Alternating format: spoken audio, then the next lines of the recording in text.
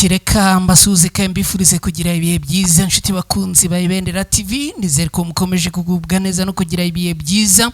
Uyu munsi niko cyumweru nkomeje kubifuriza kugira icyumweru cyiza mwese umuherereye.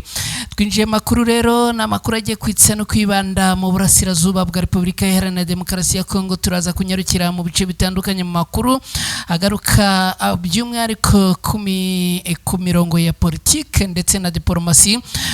Mu gihugu cy'u Burundi abahinzi bo mu Cibitoke bakuwe mu mirima yabo barashinjwa kuba ibyitso by'abarwanyi ba M23.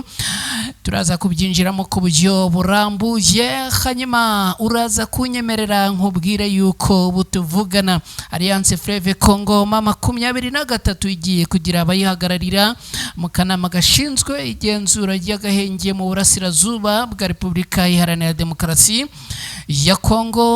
Ndakubwira kandi ko Perezida Evariste Ndayishimiye w'u Burundi agishyikirizwa inkoni y'ubuyobozi bwa Afurika yunze ubumwe ahise ahindura ibintu bitandukanye. Turabyinjiramo ku buryo burambuye turebere hamwe ibyari byo.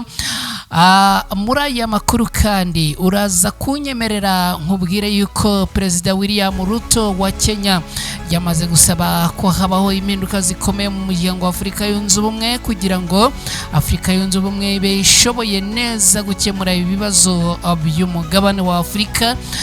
Turaza kandi kunyarukira mu gihugu cya Tanzania tukubwire ko ibitaro bya Nyarugusu byarengewe n'umubare munini impunzi z'abarundi n'abanyekongo. Turanyarukira hirya no hino turebera hamwe uko situation yifashe, hanyuma anongeye kubaha ikaze mwese muri aya makuru. Nizere ko meze neza kandi mukomeje kugubwa neza. Munkorere like, munkorere na subscribe, muraza kuba mugize neza. Hanyuma areka tubigenze gutya, ubwo amukanya gato cyane ingaruke twinjira muri aya makuru ku buryo burambuye.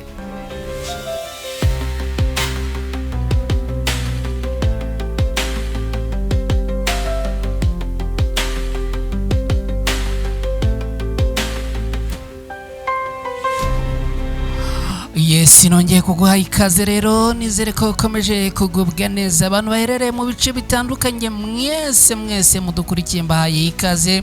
Abaherereye mu Rwanda mu turere twose tugize iki gihugu ikaze. Abaherereye muri Repubulika Iharanira Demokarasi ya Kongo, cyane cyane mwebwe muherereye hano i Goma, mwese namwe tubahaye ikaze. Abaherereye Cibitoke ni hano mu Burundi tubahaye ikaze. Abari mu Bugande ikaze, abari Kenya ikaze, abari Tanzania ikaze, abari Zambia, Sudan, Malawi na Mozambique namwe tubahaye ikaze. Bari muri Leta Zunze Ubumwe za Amerika, bari muri Canada, bari mu Holanda, bari mu Bwongereza, mu France, Norvège, Australia n'Ububiligi namwe tubahaye ikaze muri aya makuru yo kuri aya masaha ku Ibendera TV. Nyemerera nkubwira yuko ubu tuvugana mu gihugu cy'u Burundi abahinzi bo muri Cibitoke bakuwe mu mirima yabo ngo barashinjwa kuba ibyitso by'abarwanyi ba Alliance Fleuve Congo M23. Muri Cibitoke ni mu burengerazuba bw'igihugu cy'u Burundi. Amakuru aturukayo aragaragaza ko abahinzi barenga 100 bose bo mu turere twa Kaboya na Mbaza ku musozi wa Rukana muri zone ya Rugombo bafashwe ku ngufu, bavanwa mu mirima yabo ndetse ibihingwa byabo birarimburwa, amazu yabo arasenywa burundu, bazizwa ngo kuba araba ibyitso cyangwa se ari maneko z'abarwanyi ba Alliance Fleuve Congo M23. Ibi byabaye mu gihe imirimo y'ubuhinzi yari imeze neza kandi ibihingwa byari byegereje gusarurwa. Abahinzi bahuye n'iki kibazo bavuga ko ibyo bakorewe byo kwamburwa butaka byagiye bikorwa ku mpamvu zitandukanye, bagatotezwa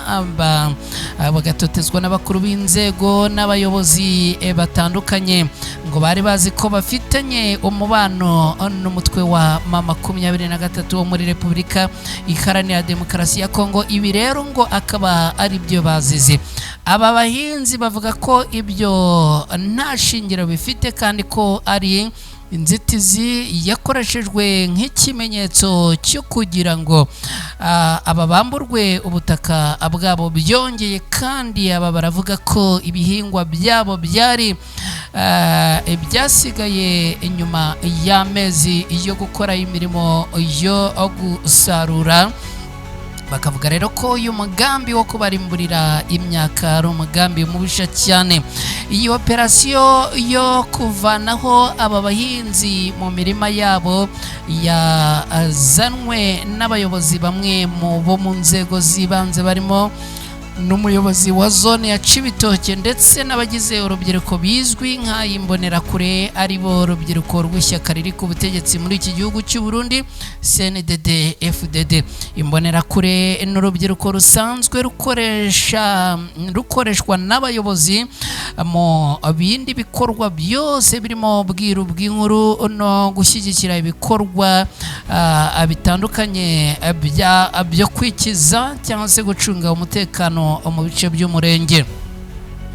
Kuri ubu aba bahinzi baravuga yuko ibi ngo ari ikosa rikomeye bakorewe, kandi bagasaba impozamarira kuko ngo bose bahamya ko ibi babikorewe nta genzurwa ryakozwe. Ibi rero ngo bikaba ari akarengane bakorewe. Aba bahinzi bakaba kugeza ubu ngubu bavuga yuko ngo nta butaka bagifite kandi ko ngo babayeho nabi ku mpungenge nyinshi. Bakavuga yuko inzara nayo ubwayo ishobora kubica, ikindi kandi ngo nta mutekano uhagije bizeye. Iki kibazo kandi kirimo no kugaragaza imbogamizi rusange z'umutekano n'uburenganzira bw'abaturage bo mu bice byo ku mupaka hagati y'u Burundi na Repubulika Iharanira Demokarasi ya Kongo, bishobora guteza impungenge ku mubano w'ibihugu byombi, cyane mu gihe hari amakuru y'uko ibikorwa by'intambara muri Repubulika Iharanira Demokarasi ya Kongo bikomeje kugira ingaruka ku mutekano mu bihugu byombi. Abaturage rero bakaba basaba kurenganurwa, ikindi kandi bagasaba yuko n'ubundi aba bayobozi bakoze ibingibi babihanirwa, ndetse aba baturage bagahabwa impozamarira z'ibyabo. Alliance Fleuve Congo M23 kugeza ubu igiye kugira abayihagarariye mu kanama gashinzwe igenzura ry'agahenge mu burasirazuba bwa Repubulika Iharanira Demokarasi ya Kongo. Uko bwije nuko bukeye umutwe urwanya leta ya Kongo Kinshasa ari wo wa Alliance Fleuve Congo M23 uragenda uzamura urwego rwawo mu ruhando rwa diplomasi, haba ku rwego rw'igihugu no ku rwego mpuzamahanga.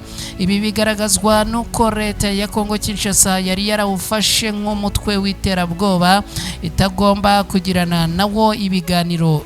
Yamaze rero gusinyana nawo amasezerano y'amahoro ya Doha muri Qatar tariki 19 z'ukwezi kwa karindwi mu mwaka ushize na tariki 15 z'ukwezi kwa 11 mu mwaka ushize. Mu kiganiro umuvugizi wungirije wa Alliance Fleuve Congo M23 Dr Oscar Barinda yagiranye n'itangazamakuru ku munsi w'ejo bundi tariki 13 z'ukwezi kwa kabiri muri uyu mwaka, yemeje ko kuri ubu uyu mutwe wemerewe kuzagira abawuhagarariye mu rwego rw'indorerezi binyuze mu masezerano ya Doha muri Qatar. Yavuze ko ayo masezerano yanemereye MONUSCO kujya mu kanama gashinzwe kugenzura agahenge kagomba kubaho hagati y'impande zihanganye arizo leta ya Kongo Kinshasa na Alliance Fleuve Congo M23. Dr Oscar Barinde yasobanuye ko abagize aka kanama bazaba barimo abahagarariye Alliance Fleuve Congo M23 bangana n'abahagarariye ubutegetsi bwa Perezida Tshisekedi. Mu zindi nzego zizahagararirwa muri aka kanama harimo CRGR ndetse n'intumwa z'abahunze intambara iri hagati ya Alliance Fleuve Congo M23 na leta ya Congo Kinshasa.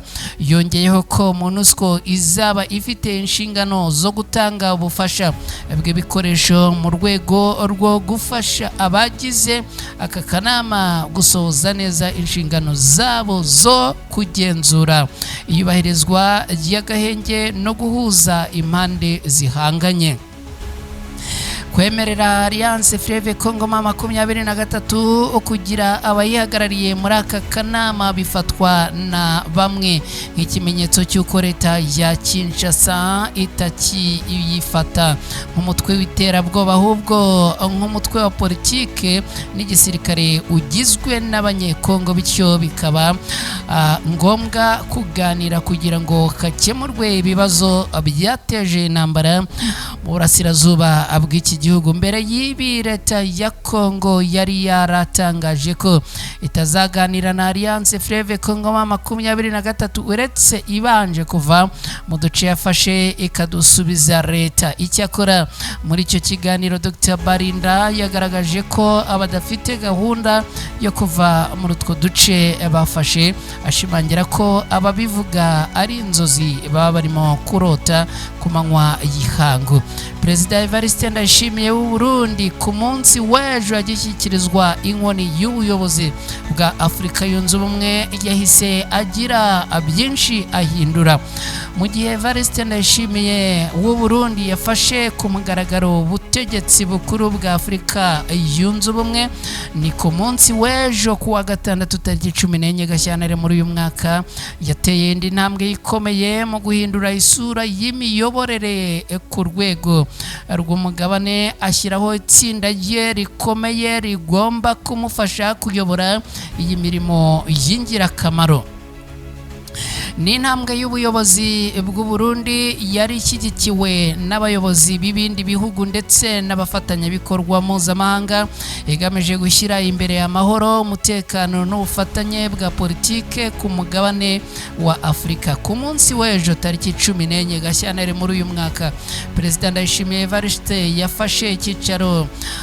yafashe ubuyobozi bwo kuyobora Afurika Yunze Ubumwe ari ku cyicaro cy'umuryango wa Afurika Yunze Ubumwe, simbura umukuru wa Angola wanamubanjirije mu myaka 2 ishize. Mu ijambo rye aho yakiriye ubuyobozi bw'inteko rusange y'abakuru b'ibihugu iby'abaminisitiri, yasabye ko hagomba kubaho ubwumvikane no gukorera hamwe hagati y'ibihugu byose bigize umuryango mu guharanira amahoro arambye n'iterambere rirambye ku mugabane.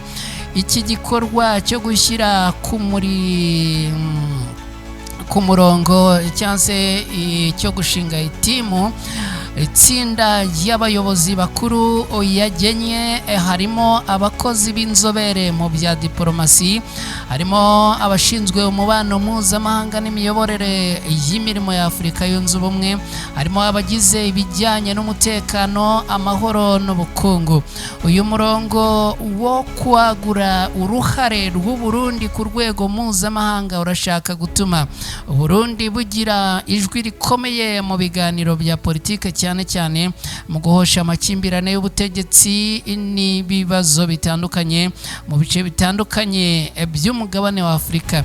Mu bihe byashize, Perezida Ndayishimiye w'u Burundi yari yaragize ibiganiro n'umunyamabanga mukuru wa United Nations Antonio Guterres ndetse n'abayobozi bakuru b'imiryango mpuzamahanga binyuze mu nama zihuza abagize umuryango n'abafatanyabikorwa b'iterambere ngaha yaba muri Afurika ndetse no hirya no hino. Ibi biganiro byibanze ku guhangana n'ibibazo by'umutekano n'amakimbirane mu bice birimo ibihugu bya Afurika yo hagati n'iy'amajyepfo, cyane cyane muri Eastern Congo aho hakiri ibibazo bikomeye by'intambara n'ibibazo by'impunzi.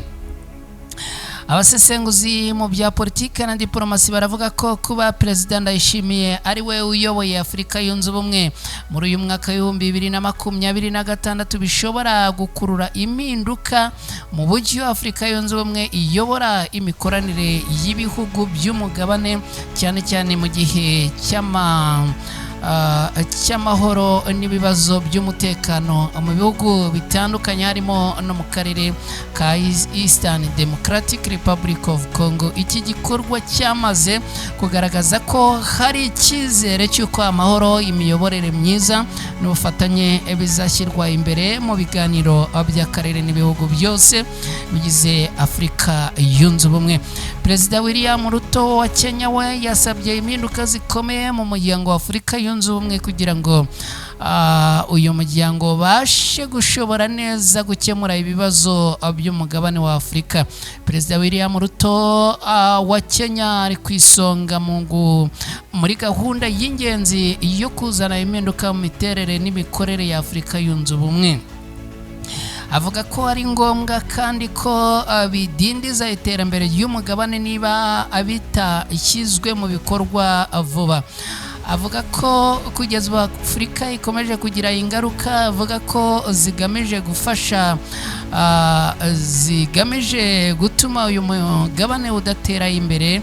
Akavuga rero ko hakwiriye kubaho abantu abashyira mu bikorwa ibyo biyemeje. Ni inyandiko ye n'ibiganiro byagiye bitangazwa mu nama zitandukanye ku bijyanye n'amavugurura. Perezida William Ruto akaba yibanze ku ngingo nyinshi zifatika ashaka ko zituma Afurika yunze ubumwe ihinduka urwego rukomeye kandi rwubahiriza imigambi yayo mu guhosha amakimbirane no kuzamura ubukungu ku mugabane. Avuga yuko amakimbirane yakomeje kwibasira uyu mugabane wa Afurika akwiriye kubaho uburyo yakemuka burundu. Yagarutse cyane ku buryo Afurika yunze ubumwe imenyekanisha politike yayo n'imbere yaba imbere muri Afurika ndetse no hanze. Asaba ko hakorwa isuzuma yimbitse ku buryo iyi politike ishyirwa mu bikorwa kandi ikagera ku baturage benshi ba Afurika no hanze ya Afurika. Mu byo yagarutseho kandi harimo no kongera ubushobozi bw'imikoranire hagati ya za komisiyo z'ubutabera n'iz'umutekano ku mugabane kugira ngo Afurika yunze ubumwe ibashe guhangana n'ibibazo birimo amakimbirane y'imbere mu bihugu, guhangana n'iterabwoba n'ibizazane by'umutekano bidashira kuri uyu mugabane wa Afurika. Reka twerekeze muri Tanzania. Nkubwire ko muri Tanzania naho ibintu byahindutse. Kugeza ubu ngubu haravugwa ikibazo gikomeye cyane kirimo kugaragara mu bitaro bya Nyarugusu. Akaba rero ngo ibi bitaro byamaze kurengerwa n'umubare munini w'impunzi z'Abarundi n'Abanyekongo.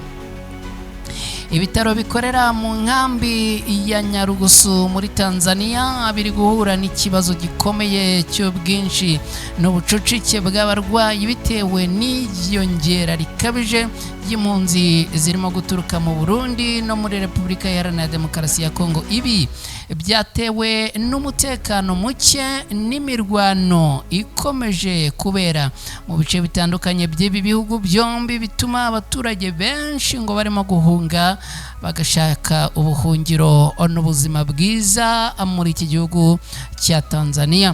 Abashinzwe ibi bitaro batangaza ko ubushobozi busanzwe bw'ibi bitaro bwari bugenewe ababigana ngo bwamaze kurengerwa cyane, kuko ngo buri munsi hakaba rero ngo hakirwa abarwayi barenze inshuro nyinshi abo bashoboraga kwitabwaho mu buryo bukwiye. Abenshi mu bagezwa kwa muganga ngo n'abagore n'abana benshi bafite indwara zituruka ku ngendo ndende, no kuvuga umunaniro bakoze bahunga, imirire mibi, umunaniro ukabije n'ihungabana ryo mu mutwe. Kugeza ubu rero abayobozi b'ibi bitaro bakaba bakomeje gutabariza aba baturage bavuga yuko n'ubundi bakwiriye kurengerwa kubera yuko ngo imibereho yabo ntago imeze neza. Ngibyo rero reka mbashimire cyane inshuti bakunzi ba Ibendera TV ndabashimiye mukomeze kugubwa neza no kugira ibihe byiza. Ni ku Ibendera TV nge nitwa Mukada reka ariko mbere yo gusohoka muri studio nongere mbifurize icyumweru cyiza. Niba uri kumwe natwe hano nkorere like, niba uri mushya ukabugeza no ku Ibendera TV nkorere subscribe, uraza kuba ugize neza cyane. Mwese rero ngaho mugubwe neza mugire ibihe byiza, ikindi kandi Imana ikomeze kubana namwe no kubarinda.